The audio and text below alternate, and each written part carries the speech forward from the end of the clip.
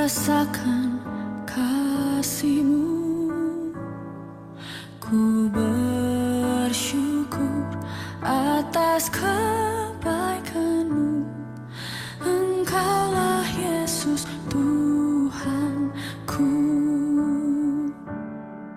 Semua ini untuk membentukku supaya ku hidup sesuai kehendak-Mu. Penyertaan-Mu selalu ku rasakan. Kau tak pernah tinggalkanku.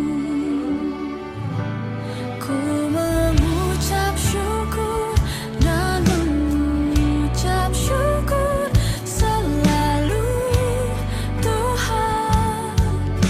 Ku tetap percaya rancangan-Mu indah, rancangan-Mu indah selalu, Tuhan Yesus, Kau terindah.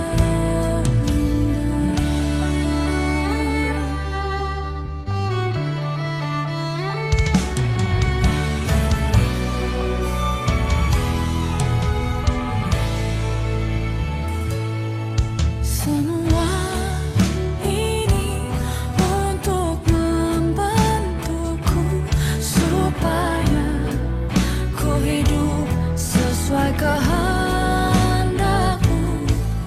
Penyertaan-Mu selalu ku rasakan. Kau tak pernah tinggalkanku. Ku mengucap syukur dan mengucap syukur selalu, Tuhan. Ku tetap percaya rancangan-Mu indah, rancangan-Mu indah selalu, Tuhan Yesus, Kau terindah.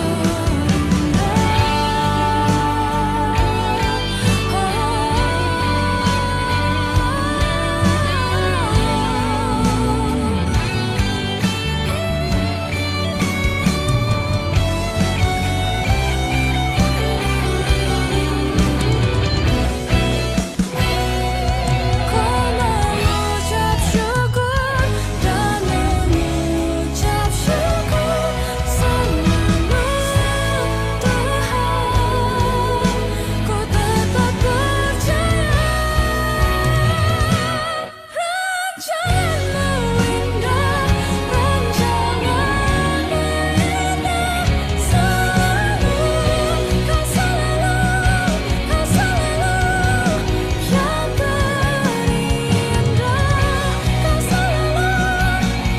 selalu yang terindah, Tuhan Yesus, Kau terindah.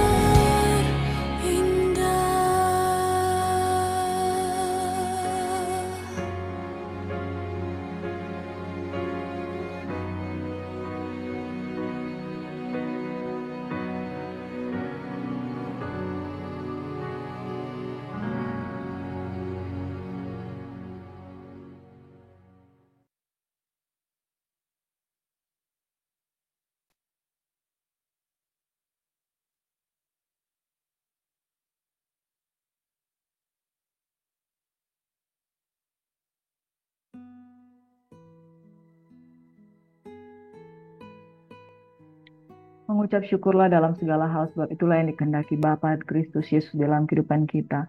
Bapa, terima kasih Tuhan, kami mengawali pagi hari ini dengan ucapan syukur dalam nama Tuhan kami Yesus Kristus. Semua yang letih lesu dan berbeban berat, Tuhan pasti akan memberikan kelegaan. Dalam nama Yesus kami siapkan hati kami untuk mendengarkan firman Tuhan. Amin. Shalom, selamat pagi saudaraku yang diberkati. Kiranya damai sejahtera Tuhan yang melampaui segala akal akan melihara hati dan pikiran kita di dalam Yesus Kristus yang memberikan kekuatan. Pagi hari ini kita mau belajar bagaimana mengucap syukur yang dikehendaki oleh Bapa Tuhan kita Yesus Kristus. Di dalam Lukas 17 ayat 11 hingga ayat yang ke-19. Dalam perjalanannya ke Yerusalem, Yesus menyusur perbatasan Samaria dan Galilea. Ketika ia memasuki suatu desa, datanglah 10 orang kusta menemui dia. Mereka tinggal berdiri agak jauh dan berteriak, Yesus, Guru, kasihanilah kami. Lalu ia memandang mereka dan berkata, pergilah, perlihatkanlah dirimu kepada imam-imam, dan sementara mereka di tengah jalan, mereka menjadi tahir. Seorang dari mereka ketika melihat bahwa ia telah sembuh, kembali sambil memuliakan Allah dengan suara nyaring, lalu tersungkur di depan kaki Yesus dan mengucap syukur kepadanya. Orang itu adalah seorang Samaria. Lalu Yesus berkata, bukankah 10 orang tadi semuanya telah menjadi tahir? Di manakah yang 9 itu? Tidak adakah di antara mereka yang kembali untuk memuliakan Allah selain daripada orang asing ini? Lalu ia berkata kepada orang itu, berdirilah dan pergilah, imanmu telah menyelamatkan engkau. Haleluya. Bapak Ibu Saudaraku yang diberkati oleh Tuhan Yesus Kristus, 10 orang kusta ini yang Yesus temukan ketika dia menyusur perbatasan Samaria dan Galilea, orang ini ditahirkan oleh Yesus Kristus. Ketika dia memandang mereka dan berkata, perlihatkanlah dirimu kepada para imam-imam. Dan sementara mereka di tengah jalan, mereka menjadi tahir. Saudara, pada waktu itu, orang yang mengalami kusta adalah orang yang dikucilkan. Orang yang mengalami kusta tidak boleh membawa persembahan untuk diberikan di bait suci. Orang yang menderita penyakit kusta, penyakit yang pada waktu itu sulit disembuhkan, penyakit yang pada waktu itu diisolasi, dihindari orang, penyakit yang pada waktu itu bahkan para tabib itu menyerah untuk menyembuhkan mereka. Tetapi apa yang Yesus lakukan? Yesus hanya berkata, pergilah, perlihatkan dirimu kepada para imam. Nah saudara, mereka berteriak, Yesus, Guru, kasihanilah kami. Dan perkataan Yesus apa? Dia tidak bilang, engkau telah sembuh. Dia tidak bilang bahwa aku akan mentahirkan engkau. Dia berkata begini, pergilah, perlihatkanlah dirimu kepada imam-imam. Saudara, seseorang yang sudah pergi untuk memperlihatkan diri kepada imam-imam, maka dia adalah orang yang sudah harus tahir.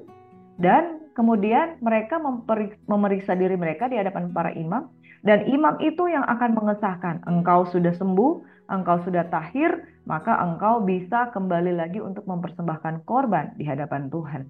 Jadi ketika Yesus berkata, pergilah, perlihatkan dirimu kepada imam-imam, di tengah jalan mereka menjadi tahir. Betapa senangnya saudara, orang yang mengalami kusta, orang kalau mengalami kusta itu seperti meleleh tubuh mereka. Bahkan ada yang kemudian jari-jari mereka saking meleleh menjadi pendek. Dan area-area tubuh mereka itu mengalami kusta, itu kalau berhadapan dengan orang lain, bersentuhan dengan orang itu akan terjangkit. Jadi betapa berbahagia mereka, betapa senangnya mereka ketika ditahirkan.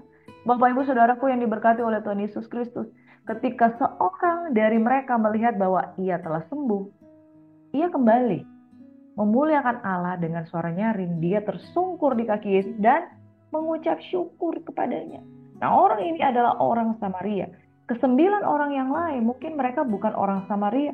Mungkin mereka adalah orang yang dari bangsa Yehuda, orang Yahudi.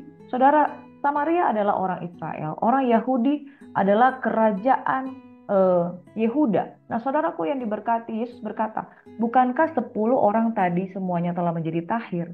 Di manakah yang 9 orang itu? Tidak adakah di antara mereka yang kembali untuk memuliakan Allah selain daripada orang asing ini? Saudaraku yang diberkati oleh Tuhan Yesus Kristus, ketika mereka menerima mujizat, tidak semuanya mengingat tentang kebaikan Tuhan. Ketika mereka menerima mujizat, mereka tidak langsung tahu bagaimana harus bersikap. Ketika mereka mengalami mujizat, saudara, tubuh mereka telah sembuh, tetapi hati mereka tidak berpusat kepada Yesus, Sang Pemberi kesembuhan, Juru Selamat dalam kehidupan mereka. Tetapi ada satu orang Samaria, dia kembali mengucap syukur dan memuliakan Allah. Saudara, adakah orang yang pada waktu itu menyadari bahwa Yesus adalah Mesias? Mungkin mereka belum menyadari bahwa Yesus adalah Mesias, tapi mereka berkata, Guru. Jadi mereka tahu orang ini adalah Guru. Maka 9 orang yang tadi, mereka hanya menganggap bahwa mujizat itu disembuhkan oleh Yesus sebagai guru, Yesus sebagai tabib. Tetapi satu orang ini, orang Samaria, dia tahu bahwa perkara kesembuhan ini, perkara mujizat ini datangnya dari Tuhan. Itu sebabnya sikap hatinya adalah memuliakan Tuhan. Saudaraku yang diberkati oleh Tuhan Yesus Kristus, dari sini kita belajar bahwa sikap yang dikehendaki oleh Bapa Tuhan kita di dalam nama Yesus Kristus adalah sikap hati yang tahu bersyukur. Saudara, orang yang tahu bersyukur, itu tahu menghargai pemberian. Saudara, kalau diberikan satu anugerah, ya saudara, kalau diberikan satu hadiah secara cuma-cuma dan hadiah itu mahal, mewah harganya, saudara tentu akan senang, akan girang, akan berterima kasih. Saudara, bersyukur adalah wujud ucapan terima kasih. Bersyukur adalah sikap menghargai. Bersyukur adalah sikap untuk memuliakan apa yang dia terima. Dan orang yang tahu mengucap syukur, Yesus tidak meminta balasan. Yesus tidak mengharapkan kembali, tetapi Yesus disenangkan, Allah disenangkan dengan orang-orang yang tahu mengucap syukur. Itu sebabnya ketika orang Samaria ini kembali kepada Tuhan, dia sudah disembuhkan dan dia mendapatkan bonus tambahan. Ayat 19, lalu ia berkata kepada orang itu, berdirilah dan pergilah, imanmu telah menyelamatkan engkau. Bapak Ibu Saudaraku yang diberkati, ketika dia memuliakan Tuhan, hatinya percaya ini berkat datangnya dari Tuhan. Ketika dia kembali untuk mengucap syukur, hatinya mengembalikan pujian itu kepada Tuhan. Bukan saja dia menerima bonus mujizat, tapi dia juga menerima bonus keselamatan daripada Tuhan. Orang yang mengucap syukur, orang yang tahu berterima kasih, orang yang mengucap syukur, dia tahu bahwa berkat-berkat itu datangnya dari Tuhan. Orang yang mengucap syukur, sikapnya, karakternya adalah karakter yang luar biasa. Orang yang mengucap syukur, dia memiliki positive vibes. Orang yang mengucap syukur, dia sepakat dengan berkat Tuhan. Orang yang mengucap syukur, dia melegitimasi berkat Tuhan yang dia terima. Itu sungguh baik, benar, dan luar biasa adanya. Saudara, kalau saudara melihat orang-orang yang bersyukur, tentu saudara auranya adalah aura yang positif. Kalau saudara berhadapan dengan orang-orang yang mengucap syukur, auranya adalah aura sukacita. Kalau engkau berhadapan dengan orang mengucap syukur, maka atmosfer itu pasti akan berubah. Tapi kalau engkau berhadapan dengan orang yang biasa-biasa saja, sudah menerima kebaikan tapi tidak berterima kasih, sudah menerima kebaikan tapi di mulutnya tidak mengucapkan thank you God, terima kasih, maka saudara atmosfernya itu biasa. Atmosfernya itu suram, bahkan atmosfernya itu bisa saja negatif. Tapi orang yang mengucap syukur, dari dalam hatinya meluap-luap satu sukacita yang tidak bisa digantikan oleh dunia ini. Orang yang mengucap syukur, positive vibes. Orang yang mengucap syukur, hatinya selalu membawa atmosfer yang baik. Amin. Di dalam Filipi 4 ayat 6, firman Tuhan berkata, janganlah hendak kamu khawatir tentang apapun juga, tetapi nyatakan dalam segala hal keinginanmu kepada Allah dalam doa dan permohonan dengan ucapan syukur. Saudara, bahkan ketika kita berdoa, Tuhan memerintahkan kita untuk berdoa dan bermohon dengan ucapan syukur. Sebab ucapan syukur adalah satu sikap doa yang berkenan di hadapan Tuhan. Ucapan syukur itu bagian dari pujian dan penyembahan. Makanya saudara, kalau saudara pergi ke gereja dan ada persiapan ibadah, memasuki persiapan ibadah itu ada pujian dan penyembahan, itu selalu diawali dengan ucapan syukur. Karena ucapan syukur itu adalah doa. Ucapan syukur itu adalah permohonan. Ucapan syukur itu adalah satu sikap yang kita bawa di hadapan Tuhan. 1 Tesalonika 5 ayat 18, mengucap syukur dalam segala hal. Sebab itulah yang dikehendaki Allah di dalam Kristus Yesus bagi kamu. Bapak Ibu Saudaraku yang diberkati oleh Tuhan Yesus Kristus. Salah satu sifat yang Tuhan tidak berkenan, yang diperbuat oleh orang Israel di padang gurun, itu tercatat di dalam 1 Korintus 10, tidak itu tercatat di dalam kitab Bilangan, yaitu mereka orang yang suka bersungut-sungut. Ketika bangsa Israel diutus 12 orang untuk mengintai tanah Kanaan, bagaimana mereka diperlihatkan tanah perjanjian, 10 diantaranya kembali dengan hati yang pahit, dengan hati yang takut, dan mereka berkata orang-orang di sana adalah orang-orang yang raksasa. Tetapi Yosua dan Kaleb kembali dengan sikap hati yang positif, kita pasti bisa mengalahkan mereka. Nah, orang-orang yang 10 pengintai itu, mereka tidak melihat kebesaran Tuhan dan kemudian mulai bersungut-sungut. Orang-orang yang ada di padang gurun itu bersungut dengan makanan, bersungut dengan kelelahan, bersungut ketika Musa tidak ada di depan mereka, dan bersungut ketika mereka harus menghadapi tanah Kanaan dan berkata, "Engkau mau membunuh kami di padang gurun." Saudaraku yang diberkati, ketika kita sedang berjalan dengan Tuhan, lalu kita bersungut, tidak tahu mengucap syukur, sama artinya kita sedang mencurigai Tuhan. Mereka ada bersama-sama dengan Tuhan. Mereka telah melewati lembah-lembah kekelaman yang begitu luar biasa. Keluar dari Mesir dengan 10 tulah yang luar biasa. Keluar dari Mesir, kemudian mereka menyeberangi laut Teberau. Sampai di padang gurun, kasut mereka tidak menjadi rusak. Kaki mereka tidak menjadi bengkak. Pakaian mereka tidak menjadi rusak. Mereka dipelihara oleh Tuhan. Mereka diberikan mana, roti surgawi daripada Tuhan. Mereka diberikan air minum. Tetapi apa yang dilakukan oleh bangsa Israel itu kebanyakan adalah bersungut-sungut dan tidak tahu mengucap syukur. Orang yang tidak tahu mengucap syukur, dia tidak bisa melihat kebaikan Tuhan. Even dia sudah menerima kebaikan Tuhan, dia selalu merasa tidak pernah puas, tidak pernah cukup, dan selalu mencurigai Tuhan. Orang yang tidak tahu mengucap syukur, masa depan yang dihadapannya selalu dimulai dengan kekhawatiran. Makanya Filipi 4 ayat 6, jangan hendaknya kamu khawatir tentang apapun juga. Orang yang mengenal Tuhan, kenapa dia bisa tetap kuat dan bertindak? Sebab dia tahu masa depannya ada di tangan Tuhan. Ketika dia percaya, dia bisa mengucap syukur dengan iman. Seperti Sadrak, Mesak, dan Abednego. Mereka tidak khawatir apapun ketika mereka berhadapan dengan dapur perapian. Mereka tidak mau menyembah Tuhan sebab mereka mengenal Tuhan. Orang yang mengenal Tuhan, mereka tahu bahwa di hadapan mereka sekalipun akan ada tantangan, tetapi mereka tahu bahwa Tuhan akan memberkati, Tuhan akan melindungi. Orang yang tahu mengucap syukur, sebagaimana orang yang mengenal Tuhan bahwa Tuhan akan memberikan yang terbaik. Tidak mungkin ketika seorang anak meminta roti, saudara, seorang anak memberikan roti, maka Bapa yang di dunia ini akan memberikan batu. Saudara, ketika kita mengucap syukur, itu kehendak Allah. Dia tidak mau orang yang suka bersungut-sungut, suka menyalahkan keadaan, curiga dengan Tuhan, curiga dengan rencana Tuhan. Padahal yang Tuhan kehendaki dalam hidup kita adalah iman. Mengucap syukur adalah sikap positif, sikap iman, sikap meyakini bahwa masa depan kita pasti dijaga, dilindungi, diberkati Tuhan. Kita tidak ada alasan untuk takut sebab Tuhan ada di pihak kita. Siapakah yang akan menjadi lawan kita? Makanya mengucap syukur itu adalah gaya hidup yang dikehendaki Bapa. Supaya kita positive thinking, positive vibe, tidak curiga dengan Tuhan. Tuhan akan lindungi kok. Tuhan akan memberkati. Dan orang kusta ini, orang Samaria yang mengucap syukur kepada Tuhan, orang yang tahu berterima kasih. Itu sebabnya orang yang tahu berterima kasih, di depannya ada berkat lagi, yaitu dia berkata, imanmu telah menyelamatkan engkau. Ada bonus kalau kita percaya dengan Tuhan. Markus 8 ayat 6. Lalu ia menyuruh orang banyak itu duduk di tanah.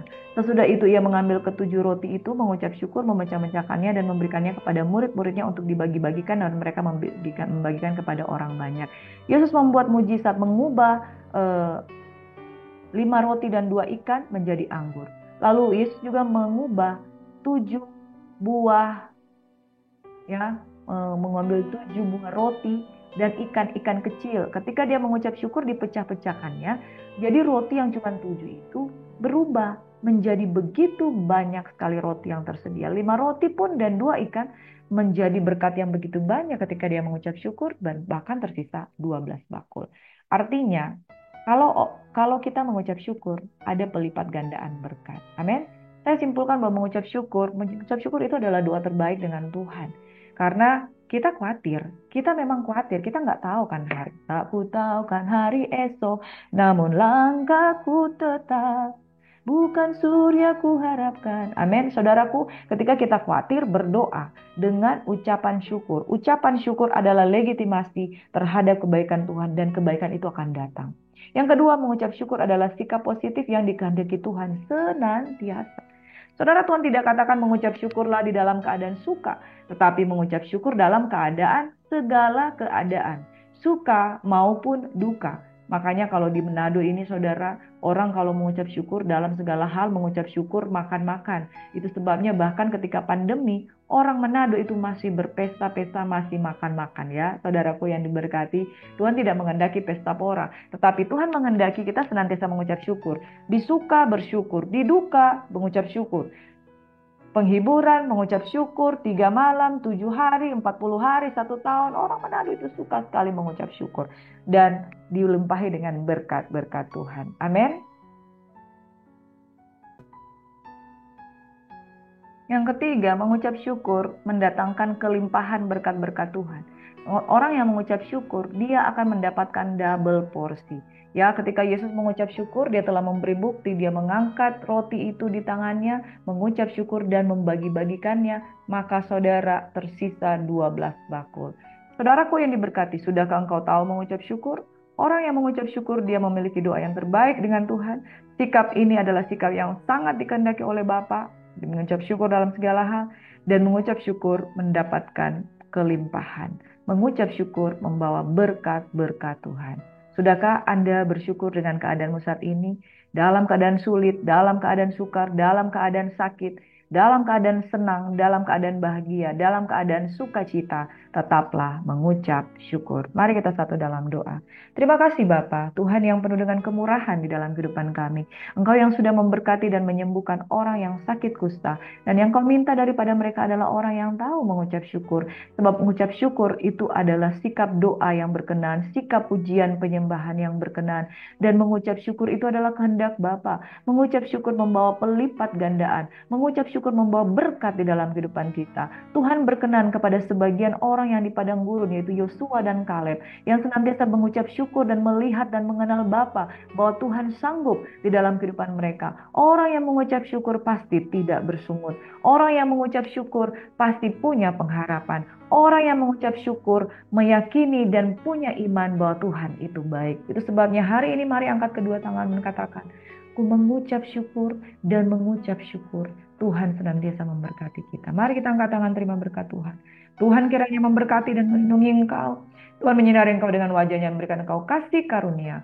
Tuhan menghadapkan wajahnya kepadamu dan semua yang ada di tanganmu menjadi berkat yang luar biasa. Engkau terima shalom, engkau bawa berkat. Di dalam nama Yesus, semua yang siap memuji Tuhan, di dalam kehidupannya, siap bersyukur, siap melayani Tuhan dengan apa yang ada pada mereka, mengembalikan segala sesuatu dengan ucapan syukur, sama-sama katakan, haleluya, amin. Shalom saudaraku, Tuhan Yesus memberkati, selamat beraktivitas, and God bless you.